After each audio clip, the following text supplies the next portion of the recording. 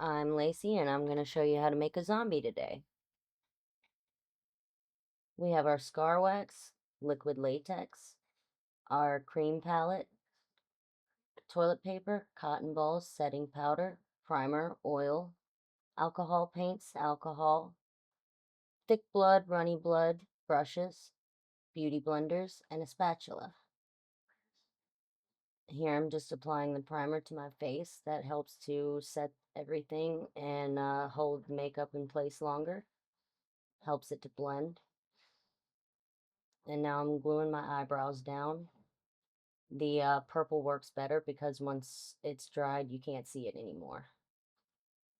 Now I'm just applying that all over my eyebrows, making sure that they're glued down nice and flat. Now once those have dried, I'm going to go over it with some liquid latex right over the eyebrow.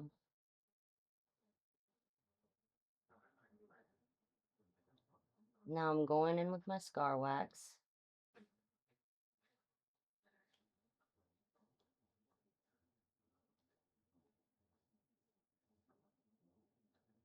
I'm just going to take the scar wax here and I'm going to form it into a crescent shape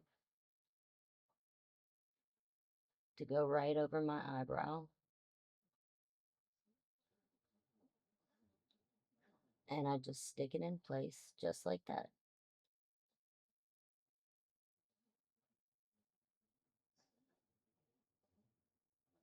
Now we're going to repeat the process under the eye, going with liquid latex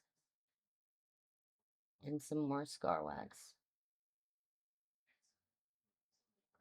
making the same crescent shapes and applying them all around the eye.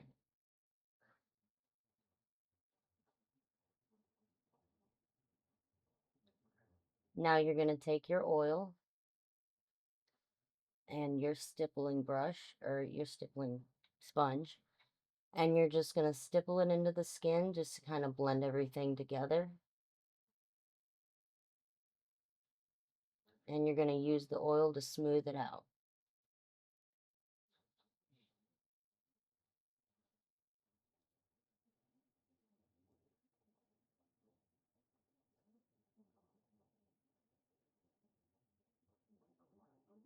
And I'm going to do the same on all four pieces and just make sure they're blended into the skin nicely.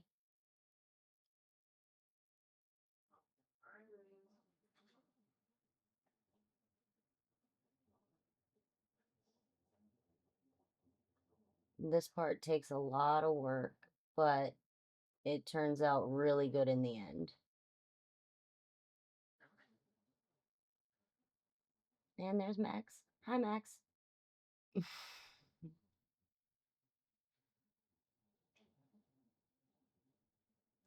All right, now that's done. And we're going to go over that with, oops, yep, accidents happen. And we're going to go over that with liquid latex right here to make our jaw wound.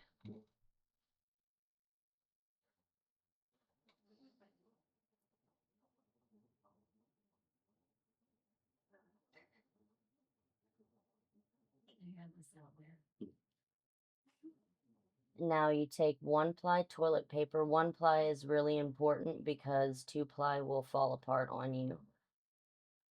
And you take that and you just pat it down over the latex where it's wet.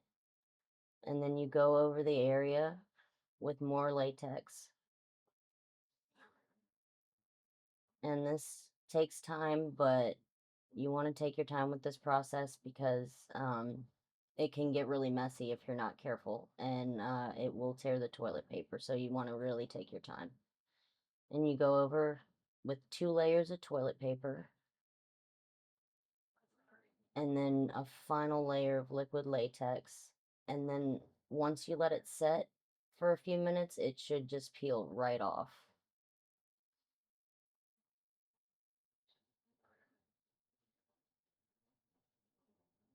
And now we have a base for our jaw wound.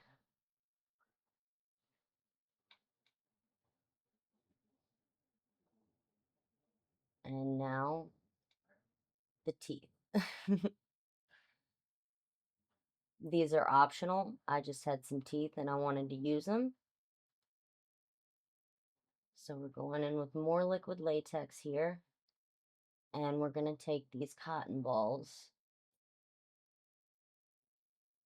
and we're going to kind of make a base to put our teeth into by outlining the wound here with the cotton.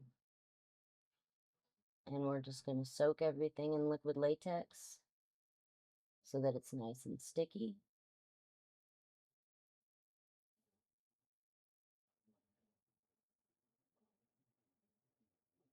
And then just put it down along the edge of the wound and cover it in more liquid latex. And then we stick the teeth down.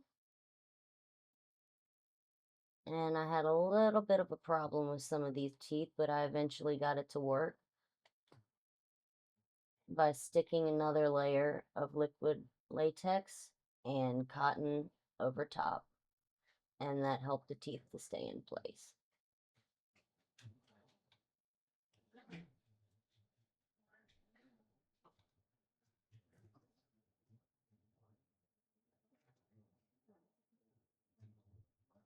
And now I'm going over these sunken eye patches with some liquid latex to set everything. And now I'm going in with more scar wax. And I'm creating the wound for the mouth to kind of blend everything into the skin there. And now I am creating a corpse blue. Now, this took a while to get. I experimented with a few different zombie faces with green and like a light green and gray, and nothing quite looked right. So I mixed up this corpse blue with gray and just a little bit of blue till finally we got the perfect shade.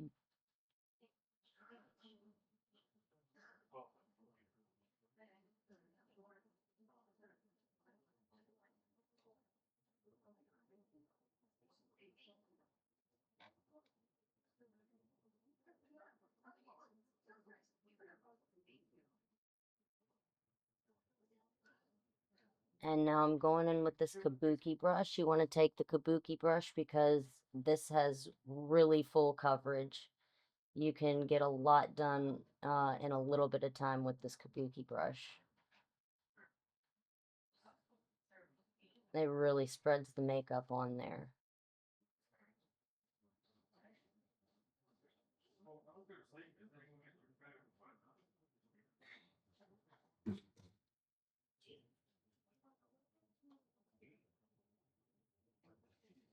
Now I'm just going in all over the face with this corpse blue, and I'm going down the neck. You just want to color everything and make sure there's no skin showing. So I'm getting all of the neck and the chest here.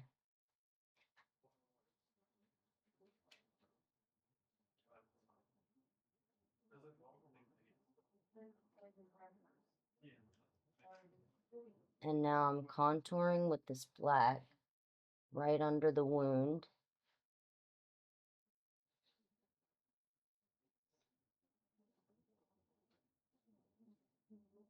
And I'm going in for some detail on the chest here to make it look kind of gaunt and sunken.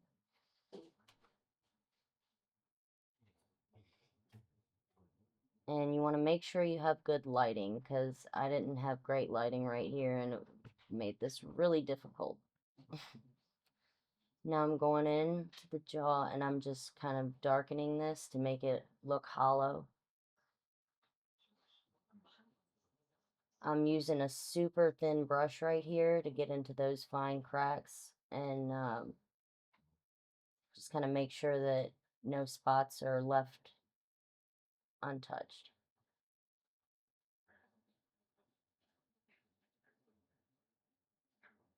And I'm taking this really, oh, I'm going back in the chest for more detail. Moving fast. And now I'm going back in for more detail on the lips.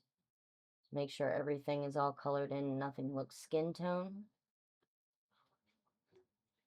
See, that's not how I did it. That's how you did it. But then I shot it. I was like, wait, our chest is already done here. Yeah, I decided it wasn't.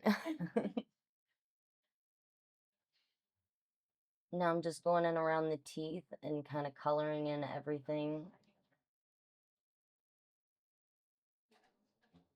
And now I'm going into the eyes and just darkening those with the black. I'm using a flat brush right here so that I can get into the creases of my eyes. Yep.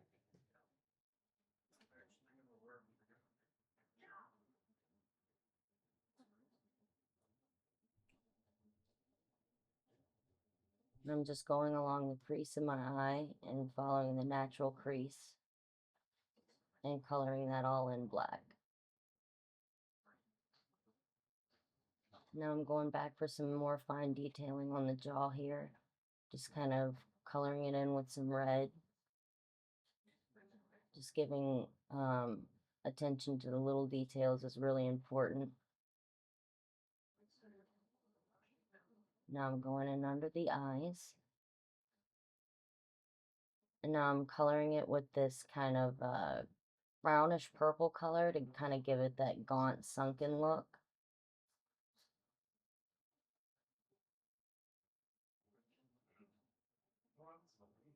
And I'm just going to color the whole thing in where I have it outlined right there. Just like that.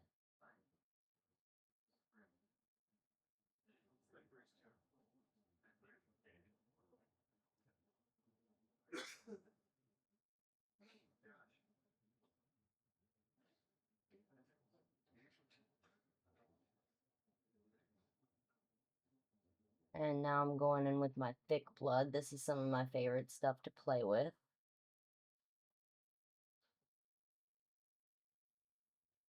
It makes for really great effect. It gives it a really gnarly look.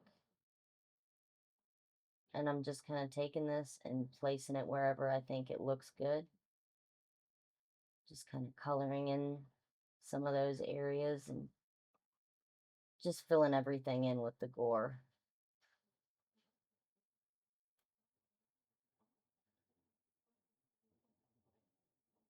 And it's okay if you get some on the teeth because that just adds to the look.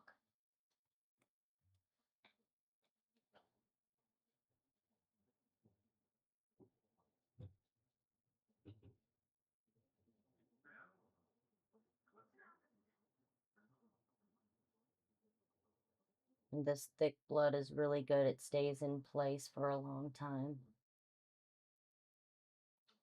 and makes it look really nice and bloody.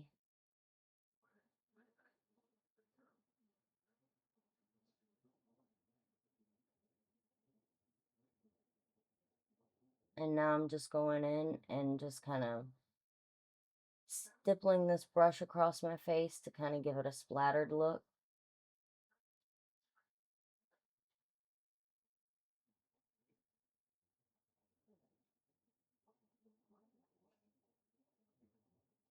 Just adding the finishing touches.